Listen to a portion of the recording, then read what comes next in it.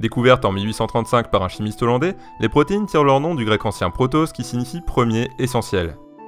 Et c'est plutôt approprié quand on sait qu'elles constituent le composant principal de la matière vivante. Juste pour illustrer, elles représentent rien que chez l'homme 50% du poids sec du corps où elles existent sous plus de 100 000 formes. Cette diversité s'explique tout simplement par leur composition en acides aminés, petites molécules qui, une fois reliées entre elles par des liaisons peptidiques, peuvent donner une infinité de protéines différentes. D'ailleurs, pour ta culture, l'adjectif protéiforme fait référence au dieu grec proté, qui justement était capable de changer de forme à l'infini. Pour en revenir aux acides aminés protéinogènes, ceux-ci, au nombre de 22, seront ou bien qualifiés d'essentiels lorsqu'ils doivent nécessairement être apportés par l'alimentation, ou à l'inverse de non essentiels lorsqu'ils peuvent être synthétisés par l'organisme. On notera enfin qu'une protéine disposant de tous les acides aminés essentiels sera dite complète, sinon, c'est qu'elle est incomplète.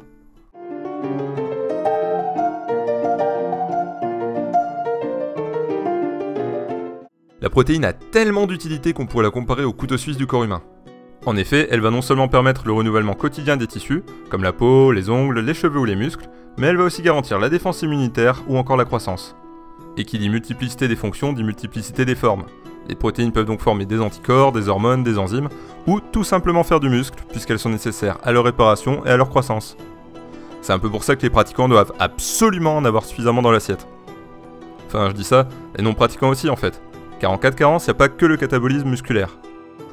Ongles cassants, perte de cheveux, baisse de la vue, ostéoporose, fragilisation des ligaments, défaillance du système immunitaire et j'en passe, bref, c'est pas terrible.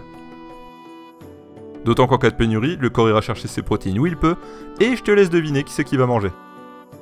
Par contre, fais gaffe, c'est pas non plus une raison de se gaver, car comme le disait Paracels, tout est poison, rien n'est poison, la dose seule fait le poison.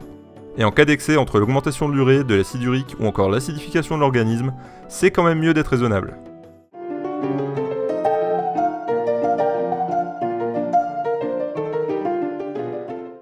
En partant des recommandations officielles, on préconise 0,8 g de protéines par kilo de poids de corps et par jour pour monsieur tout le monde, chiffre qui chez le sportif de force monte facilement à 2 g. Jusque là je te l'accorde, c'est assez simple, mais on a beau faire ce qu'on veut, si la quantité c'est important, la qualité c'est mieux. Pour l'évaluer, on se réfère d'abord à la valeur biologique de la protéine, qui est déterminée en fonction de son aminogramme. Meilleur il sera, plus la protéine sera adaptée aux besoins du corps et plus la valeur biologique sera élevée. Par exemple, comme elles sont complètes, les protéines animales ont généralement une valeur biologique supérieure aux protéines végétales, qui malheureusement sont souvent incomplètes. Mais bon, c'est pas un si gros problème que ça pour les végétariens, puisqu'en cumulant plusieurs sources de protéines végétales complémentaires, ça revient exactement au même. Le deuxième indicateur de la qualité est la digestibilité de la protéine, qui dépendra non seulement de sa structure, des éventuelles transformations subies par l'aliment, mais aussi de la présence de fibres, polyphénols et autres facteurs dits antinutritionnels. Il te restera plus qu'à fusionner les deux pour obtenir le score chimique corrigé de la digestibilité, soit l'indicateur final de la qualité protéique. Pour ce qui est des prises, les plus importantes de la journée sont non seulement le petit déjeuner, mais aussi et surtout les repas qui entourent l'entraînement. C'est pour ça qu'il faut manger protéiné avant d'aller à la salle, car en plus de leur action sur la réparation des fibres musculaires, les protéines vont également ralentir la digestion des glucides et assurer une libération d'énergie plus durable lors de l'effort. Une fois l'entraînement terminé, elles seront cette fois indispensables pour assurer une récupération et un anabolisme efficace. Mais en sachant que la fenêtre anabolique n'existe pas, ça ne sert à rien de foncer sur son shaker. Au contraire, un repas solide dans l'heure c'est même mieux. Par contre, si tu peux pas prendre de vrais repas tout de suite, là, la protéine en poudre devient intéressante à condition bien sûr de bien la choisir. Du coup, après un entraînement, on oublie direct la caséine, car dans ce contexte, et en tant que protéine laitière à assimilation lente, elle sera moins efficace que ses cousines à assimilation rapide.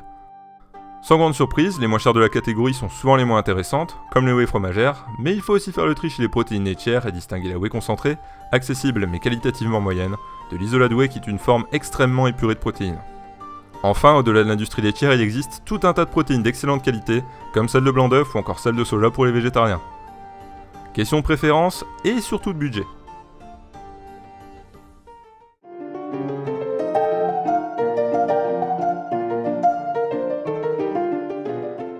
Il paraît que les protéines c'est du dopage. Alors, si j'ouvre mon dictionnaire, le dopage consisterait en un accroissement artificiel des capacités physiques ou mentales d'un individu par l'usage de substances illicites. Tiens, c'est bizarre. J'ai pas l'impression qu'un truc que tu peux retrouver dans n'importe quel frigo de grand-mère soit illicite. Ni spécialement artificiel d'ailleurs. Bref, pas besoin d'aller bien loin, avec un peu de bon sens on voit vite l'absurdité de la chose. Deuxième point, on n'arrête pas d'entendre que seuls 30 grammes de protéines sont assimilables par repas. Désolé mais tout ça c'est du vent, car le grammage assimilable n'a pas encore été tranché par la recherche.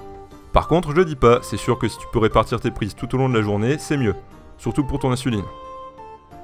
Enfin, on raconte souvent qu'en prenant des protéines, on se bousille la santé et tout particulièrement les reins. La vérité, c'est qu'effectivement, un excès de protéines pourrait être dangereux chez des personnes déjà fragiles à ce niveau, mais comme l'ont démontré de nombreuses études, si ce n'est une modification du taux d'acide urique et une acidification de l'organisme dans les cas extrêmes, j'insiste, eh ben la protéine n'est pas plus dangereuse que ça pour l'homme. Ce qui est logique au vu de tout ce dont on a parlé dans cette vidéo. Vidéo qui d'ailleurs se termine ici. Comme vous pouvez le voir, petite nouveauté, désormais j'afficherai le planning des sorties à la fin de chaque vidéo.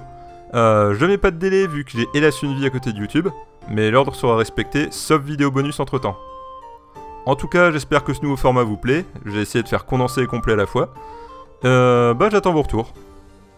Sur ce, je vous fais des bisous et je vous dis à bientôt sur Iron Quest. Salut!